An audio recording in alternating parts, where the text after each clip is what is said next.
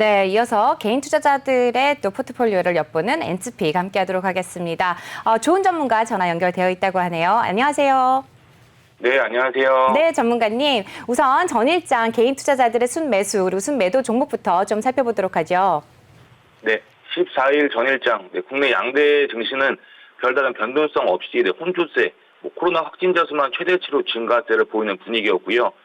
지수는 추가적인 하락세를 멈추고 다시 회복하는 흐름으로 양호한 흐름을 이어갔으며 증시 거래대금 같은 경우는 대체적으로 줄어들고 있어 좀 지루한 장세를 보여줬던 장이었고요. 전일 문재인 대통령이 한국판 뉴딜을 발표했으나 시장에서는 별다른 호재로 받아들이지 않아 특별한 이슈로 크게 부각받지는 못하는 모습을 보여줬는데 메타버스 관련주들이 장 초반 광세를 보인 후 대부분 상승분을 좀 반납하는 모습을 보여줬고 윤석열 후보가 양자 대결에서 밀리면서 최재형 전 감사원장 관련주들이 부각받으며 수급이 많이 쏠린 모습을 보였고요. 그 외 이타전지 섹터 같은 경우도 강세를 보인 분위기로 정치 테마주들의 순환매와 개별주들이 위주로 움직이는 장이었다고 볼 수 있었을 것 같습니다.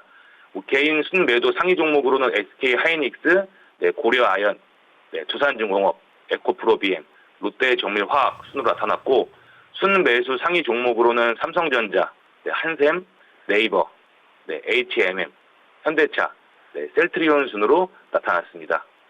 네, 어제 같은 경우는 또 셀트리온 관련주가 좀 또 순매수를 좀 보인 것 같고요. 또 한샘 또 이슈가 있으면서 또 순매수를 보였습니다. SK 하이닉스와 또 하이브, 효성중공업들이 순매도를 또 보인 것 같기도 한데요. 주요 이슈들에 따라서 또 개별 종목별로 또 움직였다는 점 짚어주셨습니다. 그렇다면 개인 투자들의 종목 선택 흐름 어떻게 읽어볼 수가 있을까요? 개인 매수 상위 종목들 같은 경우에 한샘 같은 경우에는 지금 또 어제 같은 며칠 전에 또 나왔던 인터파크랑 마찬가지로 또 매각 관련으로 해서 14일 어제 장중 급등을 했는데 경영권 포함한 지분 일부 같은 경우를 매각하기로 하고 지금 사모펀드와 지금 협상 중인 것으로 지금 전해지고 있습니다. 지금 한샘 같은 경우는 인테리어 리모델링 관련으로 지금 코로나 어떻게 보면 수혜주라고 볼 수도 있는데 영업이익 같은 경우도 전년보다 66.7%가 증가한 930억 원을 기록을 했고요. 현재 유력한 인수 후보로 거론되는 IMM, 온라인 가구 판매 플랫폼 기업 같은 경우에는 ONIT 지분 같은 경우도 36%를 보유한 대주주이며 OMI 한샘을 인수한다고 하면은 OIM, INT와 시너지도 이렇게 그려볼 수 있다고 지금 평가가 나오고 있는데 지금 아무래도 지금 주력하는 리모델링 사업 투자 방침 같은 경우가 지금 사모펀드에서 그대로 지금 승계할지 이런 부분에 대해서 지금 협상 같은 경우가 지금 하고 있는 부분이다 보니까 지금 좀 약간 이 부분 같은 경우도 리스크를 좀 감안해야 될 부분이고요. 최대 주주 변경 같은 경우에는 그 이후에 급격한 변화를 시도할 경우 오히려 내부 혼선 같은 경우 시장 지배력을 잃을 수가 있어 경영 리스크 또한 감수해야 된다고 하는 그런 의견들도 좀 많다고 이렇게 보시면 될 것 같습니다. 네, 지금 보면은 또 조선업계라든지 해양 플랜트 쪽 수주 릴레이, 슈퍼사이클, 이런 얘기도 계속 나오고 있습니다. 대우조선이라든지 한국조선해양 어떻게 보시는지 좀 말씀 들어볼 수 있을까요? 조선업계 전망 쪽으로 단순하게 먼저 일단 설명을 드리자면은 선박을 새로 건조하고 있는 가격인 신조선가가 지금 상승을 하고 있고요. 해운업 호황과 선박 친환경 규제가 발주를 견인하고 있는데 신조선가가 조선업 불황 이전인 수준으로 지금 오르면서 지금 침체기가 끝났다고 있다는 분석도 지금 나오고 있습니다. 조선업계에 따르면 지난 9일 기준 클락슨 신조선가가 지수는 전주 대비 0.89포인트 상승한 139.75포인트를 기록했는데 이 신조선가 지수 같은 경우는 영국의 조선해운 시장업체 클락슨 리서치에서 1988년 전 세계 선박 건조 가격을 100으로 사막 발표하는 수치인데요. 곧 지금 140포인트가 달성이 가능하다는 지금 전망이 나오고 있는데 이 수치는 2014년 7월에 139포인트 이후 지금 7년 만에 지금 기록하는 고점입니다. 2014년 이후에 지금 불황에 빠지면서 지금 신조선 지수 같은 경우가 지금 122포인트까지 하락했다가 지수가 고점 회복을 지금 회복하면 장기간 불황되는 시나타낼 수 있다는 그런 부분을 업계가 지금 주목하고 있는 부분인데 상황 같은 경우는 지난해 말 지금 반전이 많이 됐죠. 뭐 산업통상자원부에 따르면 올해 상반기 전 세계 선박 발주는 지난해 동기 대비 거의 뭐 3배 가까이 상승을 했고, 뭐 코로나 확산 이전인 2017년이랑 2018년이랑 비교를 해도 뭐 선박 발주가 지금 상승세를 기록하고 있습니다. 하지만 다만 조금 염두해야 될 부분 같은 경우도 지금 15년 전 뭐 초호황기를 뭐 전망하기에는 아직 좀 이르다라고 지금 뭐 말하는 업계 뭐 분석도 나오고 있는데, 뭐 당시 뭐 VLCC 뭐 초대형 유조선 같은 경우 성과가 지금 1억 6천만 불이었는데, 뭐 NLG 운반선 성과 같은 경우는 2억 5천만 불까지 오르면서 뭐 현재 성과에 비교해서 60% 이상 비쌌다라고 이렇게 얘기가 나오고 있고요. 뭐 최근 성과가 오른 건 맞지만 초호황에 이르기에는 조금 부족하다라고 이렇게 얘기를 하고 있습니다. 근데 뭐 앞으로의 뭐 전망 같은 경우는 뭐 성과 같은 경우도 계속 지금 더 상승하고 있지만 더 상승해야 된다라는 분위기가 지금 많이 있고, 뭐 세계 유가 또한 앞으로 지금 오를 것이다라고 전망의 예측이 많은 가운데, 뭐 조선업계 또한 지금 뭐 해운업 쪽 자체가 지금 많이 지금 활성화되고 있는 상황에서 뭐 조선업계 또한 충분히 상승 모멘텀은 충분하다라고 이렇게 보시면 좋을 것 같습니다.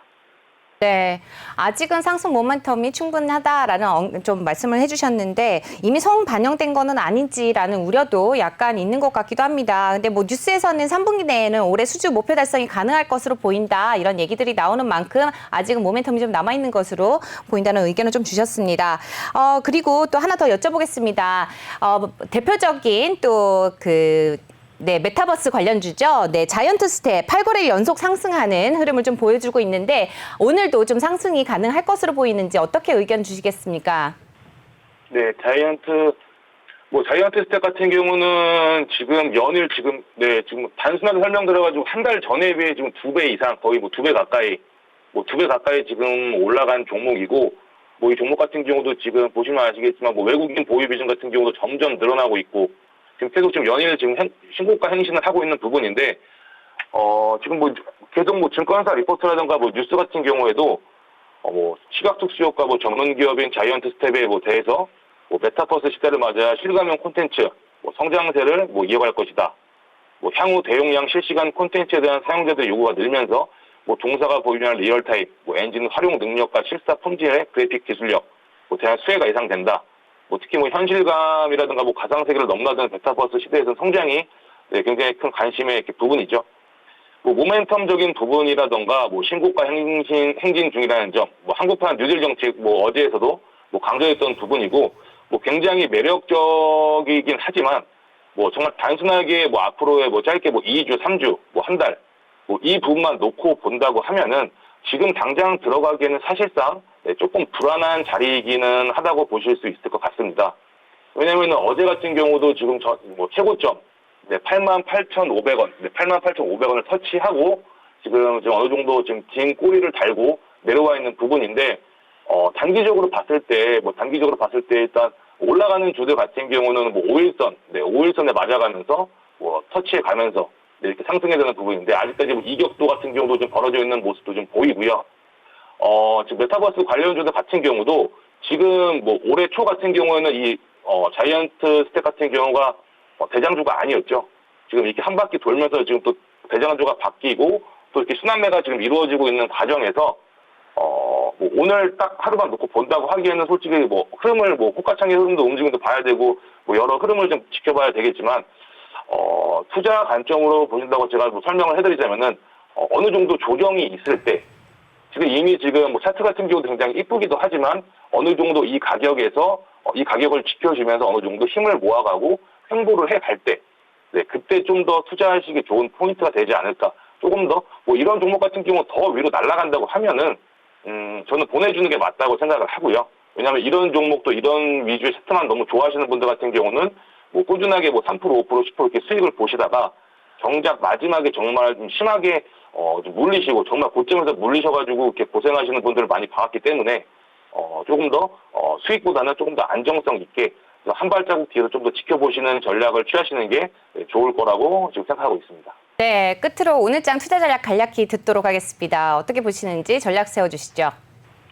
그러니까 뭐 오늘장 같은 경우도 뭐 정치 테마주들 쪽으로 지금 뭐 변동성이 심할 거라는 건 뭐 당연히 지금 예상되는 부분이고, 지금 뭐 전 세계적으로 한번 지나갔긴 했지만 우리나라 같은 경우는 요 근래 지금 뭐 어제 오늘 계속 코로나 확진자 수가 계속 지금 증가하고 있는 부분에서 지금 어느 정도 지금 뭐 시장에서는 앞으로 계속 또 코로나의 확진자 수가 늘어날 수 있겠다라고 어느 정도 지금 예상을 하는 부분 같은 경우 지금 확실히 지금 적응이 된 부분도 보여지고 있거든요.